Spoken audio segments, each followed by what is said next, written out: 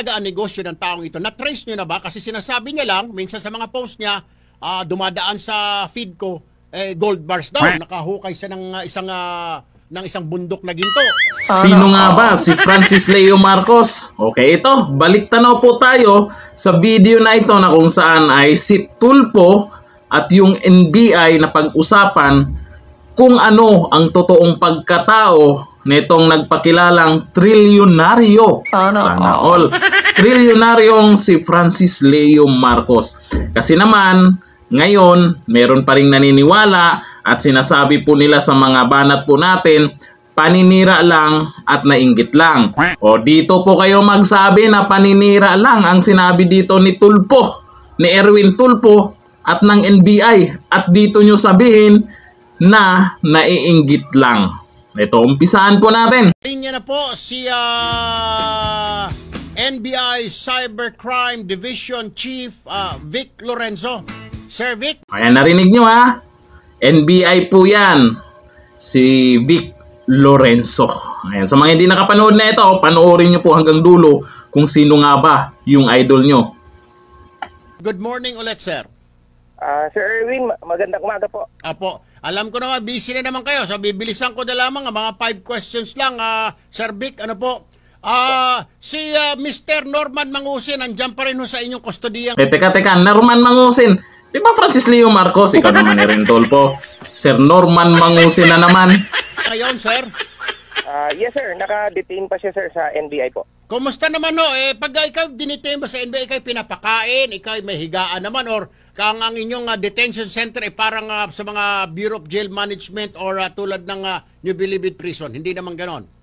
Hindi naman, sir. Maganda naman ang condition ng namin, mga facilities ng NBI, sir, dun sa Manila. Ano yan? 1:1? Bawat tao isang selda or pagkakasyahin nyo na kunwari isang selda, 10 sila, ganon? Pinagkakasya din, sir. Hindi 1:1. Hindi 1:1. Alright. Okay. Last 2 questions, Sir Vic. Ano ba talaga ang negosyo ng taong ito? Na-trace nyo na ba? Kasi sinasabi niya lang, minsan sa mga...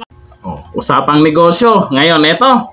Siyempre, kung trilyonaryo ka, meron kang pinagkakitaan kung saan galing yung pera nyo. Ito, usapang negosyo ha. Makinig kayo. Sinasabi niya lang, minsan sa mga post niya, dumadaan sa feed ko, gold bars daw. Gold bars. Pero naalala po natin, ay nabuking po yan noon. Meron siyang gold bars. May kumakalat po yung picture niya dati na kung saan ay ganun pa siya. Nakaganon siya. Mahilig kasi magano yan na manlait kay Diwata na lubog daw ang panga. Pero yung itsura na dati, tapos yun pala ay mukhang pininturahan lang ng gold. Tapos binibenta. Maraming nagreklamo kasi tungkol dyan. Hukay siya ng isang bundok na ginto. May nagsasabi naman. Tibay. Isang bundok na ginto. Nasa investment firm siya. May nagsasabi naman nasa agriculture ho siya. Ano ho ba talaga ang kanyang negosyo, Sir Vic? Sir, yung sir, tinanong din namin yan sa kanya, and we let him submit yung mga necessary permits. For example, DTI, for example, Articles of Incorporation, for example, yung mga trading stocks niya, sir. Wala siyang ma-produce, sir, na i-prove na... Marinig nyo, walang maipakita. Kung negosyante ka, kahit isang proof man lang na meron kang pinagkakitaan na galing sa negosyo mo, wala nga. Baka sabihin nyo, nagsisinungaling tong NBI ha. Ulitin ko, ay ayon po yan sa investigasyon po nila. Ito po ang katotohanan. Kaya alam po namin na yan pong idol nyo na si Norman Mangusin, budol yan. Engage siya sa mga businesses. Wala siya. Wala, sir. Kahit sa DTI, wala man lang siya maipresent sa amin, sir. Alright.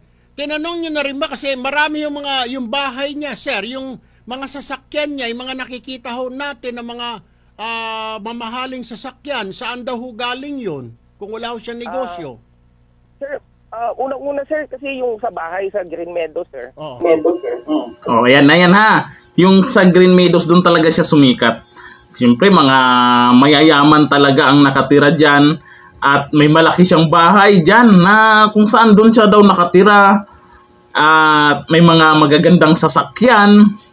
Talagang doon siya talaga nag-viral ng tuloy-tuloy noon. Dahil doon niya hinamon yung mga mayayaman doon. Yung pala ay Verify namin, hindi naman sa kanya yun, sir. In fact, hindi siya ang umuupa doon. Tapos yung sinasabi niya na bahay niya, sir, doon sa pinakikita niya sa social media, hindi naman sa kanya yun, sir, yung sa Quezon City. Hindi sa kanya. Ngayon, yung naniniwala sa kanya, anong tawag sa ganong tao na pinagmayabang sa social media, naghamon pa ng sunugang pera, at bahay daw niya yun, sasakyan niya, hindi nga daw sa kanya. Ang tawag doon. Alam nyong niloloko na kayo, nagpapaloko pa rin kayo. Ito, alam ko masakit sa kalooban nyo yan. Nga idol nyo ay pinagluloko na pala kayo. Pagpatuloy natin. Yung sa Green Meadows, hindi niya bahay yung sa Green Meadows, yung nagla-live siya? Hindi po. Nakapangalan sa ibang tao? Opo. Okay. Yung sa Quezon City, hindi din po sa kanya. Yung mga sasakyan, hindi din sa kanya, sir. Hindi nakapangalan sa kanya mga sasakyan? Hindi lahat bahay, sasakyan, at wala. Kasi wala naman talagang ari-arian yan. Wala naman talagang ari-arian yan. Yung itong mga bago, may mga bago kasing mga sumuporta ngayon kasi pinasok na niya yung TikTok ngayon. Kasi bistado na po ito sa Facebook, sa YouTube, kaya lumubog na yung kitaan niya doon ngayon sa TikTok. Doon na naman kung ano po yung paraan niya noon sa pagpapakilala niya, yun ang ginawa naman niya sa TikTok ngayon. Kaya kawawa po yung mga hindi nakakaalam nito. Ulitin ko, hindi paninira to, katotohanan po ito, galing po ito sa NBI at na-interview po ni Erwin Tulfo. Kaya yung mga patuloy pa rin na sumuporta po dyan, pinaglulokol nyo lang yung sarili nyo. Na totoong Marcos talaga yan.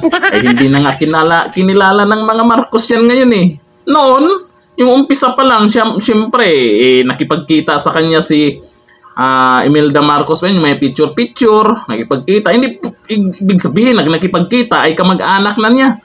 Kaya nga nang dahil doon, pinaimbestigahan siya di ba? Nangyari, kulong. Ngayon, kailan kaya makulong ulit? Ito yung pagpatuloy natin. Hindi po sa kanya yun, sir. Yung meron pa siyang isang live na umakyat sa office na yung sa kanya yata yung buong building na sumaludo pa yung mga gwardiya roon sa kanya na sabi niya, ito ang office ko. Sa kanya ba rin yun o hindi rin? Hindi ko lang alam yung sinasabi niyo, sir, na na particular na video na yun. Pero yung sinasabi niyang office niya, sir, hindi sa kanya yun, sir. Hindi sa negosyo niya, hindi under his name. So, hindi... Office daw. Yan ang pinagyayabang na naman ni Norman Mangusin, ha? Yung pinagyayabang niyang, ito ang opisina to, ito ang building ko. Hindi na naman daw sa kanya. Naku po. Talaga. Di ba? Kaya yung sinasabi ko sa inyo, yung mga video natin, mga nakaraan, yung mga nagko-comment dyan na paninira lang, awareness lang po yung ginagawa po namin kasi naawa po kami. Dahil karamihan po ng mga naloko ay mga OFW. Kinilala po naming bayani yan, yung mga OFW. Pinaghirapan nila yung kinita nila, tapos ang akala nila na ito totoong Marcos. Bandang huli, nalaman nila ay naloko na pala sila. Kaya kawawa din yung mga nabiktima. Kayo, nagbulag-bulagan kayo. Siguro hindi nyo alam. Baka naman, naintindihan natin. Baka hindi nyo po alam yung kwento na to. Kasi hindi naman lahat siguro nanonood ng balita, di ba? Ito. Sa kanya, yung sinasabi niyang bahay sa Green Meadows, yung isang bahay niya pa sa Quezon City, yung mga sasakyan niya, dinadrive-drive niya na Mustang ho yata na kulay puti yun, hindi rin sa kanya, sir? Yes, sir. Hindi po sa kanya yun. Hindi sa kanya yun, sir. Alright, panghuli na lamang, sir, may mga malinaw ha, malinaw.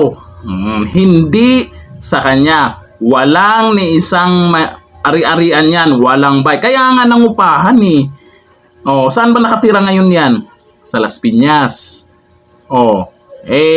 Kahit tanungin nyo yan sa live, kung sino yung may-ari ng bahay, kung sasabihin niyang sa kanya, Ipahanapan nyo ng proof kung sa kanya. Kung ayaw nyong maniwala, kalat na po yung complete address niyan kung saan siya nangupahan.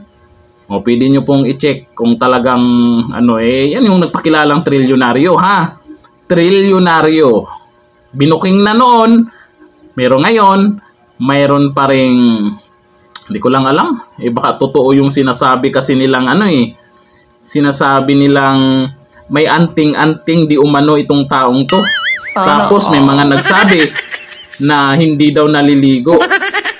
Baka mawala ng effect yung baka hindi gumana yung anting-anting niya. Kasi marami nang mga nagsabi. Isa nating kaibigan na nakasama niya sa bahay mismo, na taga-Tondo. Nakasama mismo niya itong si Norman Mangusin, kasi marami ang nakasama noon, pati sekretary niya noon. Nagsipag-alisan, marami nang nagsipag-alisan diyan kasi nalaman nilang budol nga.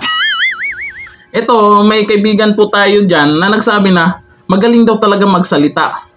Tapos nagtaka siya bakit napayakap siya dito kay Norman Mangusin. Nakalain mo nga na sinabi lang na yayakapin, tapos bigla na lang yung yakapin, tapos maisip-isip mo bandang uli, bakit niyakap po yun? Baka naman totoo yung anting-anting. No, naniniwala ba kayo sa anting-anting? Tapos gagamitin sa panloloko? Ako sure kung totoo yun, pero yun ang sabi-sabi nila.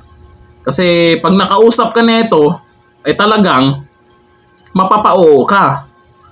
Pero yung mga nakikilala sa kanya, siguro hindi na gumagana. Kasi pag nagsasalita, alangan naman, wala ka ng tiwala doon sa tao. Pag nagsalita siya, baka hindi nagagana yung anting-anting dahil yung mindset mo ay iba na. May galit na sa kanya. Pero ngayon, eto nga, yun na nga. Marami ngayon sa TikTok kasi nakatutok po siya sa TikTok ngayon. Wala pang isang buwan. Araw-araw po siya nagla-live dyan sa TikTok. Kung ano po yung pamaraan niya noon, na paano makalikom, ay ganun din ang ginawa noon. Kami po noon ay nagpupuyat po kami dyan para maipush po yan. Grupo-grupo po kami noon, mga YouTuber, small or big YouTuber, nagtulong-tulong para maipush po yung channel niya kasi maraming pinangako yan. Tapos nung nalaman namin, ayun, siyempre nalaman namin na hindi pala totoong Marcos yan. Siyempre nalaman namin na hindi pala totoong mayaman yan. Bakit ba kami magpaloko? Kaya nagsipag-alisan kami. Yung iba nating mga kaibigan, umalis at binuking siya. Maraming ebidensyang inilabas yan. Hindi lang ito. Maraming ebidensyang nilabas. May mga audio leak pa na kung saan ay umiyak yan. Nagmamakaawa. Wala na pera. Nanghihingi sa mga OFW. Pwede sa mga naniwala pa rin dyan, sige, suportahan nyo lang. Wala namang sapilitan kung maniwala kayo o hindi. Pero ulitin ko yung sinasabi nyong paninira o nainggit.